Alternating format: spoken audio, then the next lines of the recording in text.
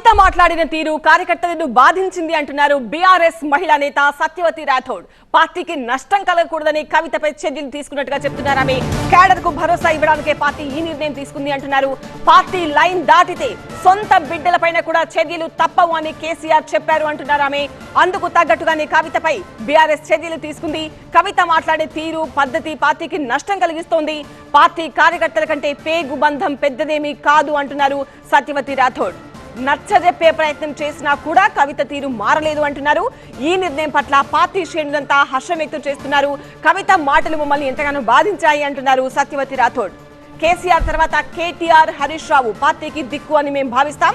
అలాంటి హరీష్ రావు పైన కవిత చేసిన ఆరోపణలు బాధించాయి అంటున్నారు. ఇక కవిత వెనుక ఎవరో ఉండి మాట్లాడిస్తున్నట్టు మాకు అనిపిస్తోంది. కొంతకాలంగా ఆమె మాట్లాడిన తీరు బట్టి చూస్తే ఈ విషయం అర్థమవుతోంది. ఎంపీగా ఓడిన కవితకు కేసీఆర్ ఎమ్మెల్సీగా అవకాశం ఇచ్చారని కూడా సత్యవతి రాథోడ్ మాట్లాడారు. ఇది ఒక సాహసోపేతమైన నిర్ణయం.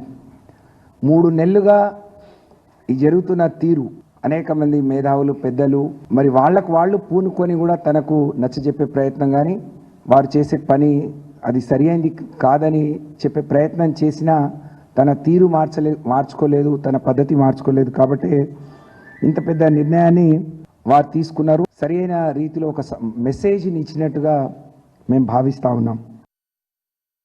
మరి పార్టీ ఉంటే ఎంత, పోతే ఎంత అని మాట్లాడితే మరి పార్టీ ఇన్ని లక్షల మంది అభిమానించే పార్టీ, ఇన్ని కోట్ల మంది ఆదరించి నిలబెట్టిన పార్టీ, అటువంటి పార్టీ ఉంటే ఎంత పోతే ఎంత అని మాట్లాడితే అసలు నువ్వు ఉంటే ఎంత లేకపోతే ఎంత అనే పరిస్థితి ఈరోజు ప్రజలు ఆలోచించే, కార్యకర్తలు ఆలోచించే పరిస్థితి వచ్చింది అని అంటే దీనికి తను మాత్రమే బాధ్యురాలని చెప్పి తెలియజేసుకుంటూ